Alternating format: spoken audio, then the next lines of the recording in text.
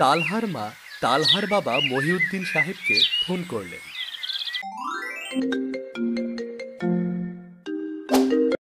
আসসালামু আলাইকুম।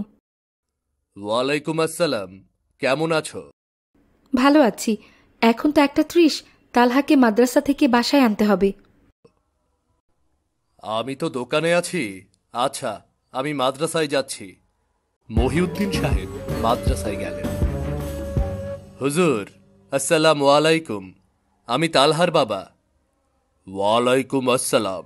জি, আমি তালহাকে ডেকে দিচ্ছি।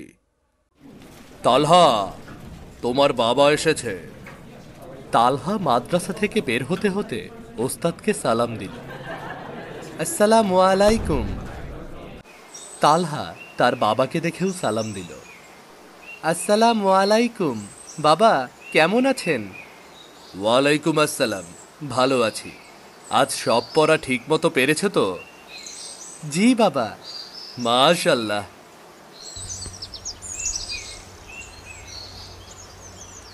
বাবা, রাফি আর শামিম পারেনি। থামো, তোমাকে তো বলতে বলিনি কে পড়া পেরেছে কে পারেনি।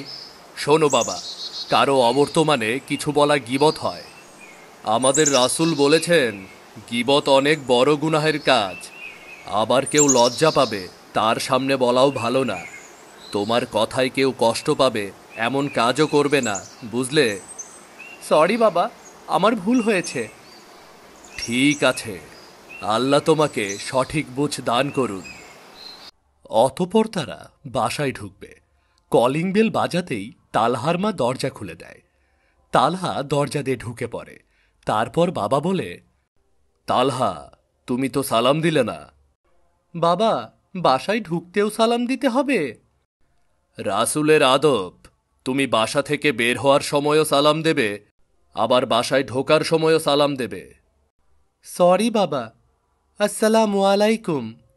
তারপর তালহা তার পড়ার রুমে ঢুকল এবং তার ব্যাগ রাখল।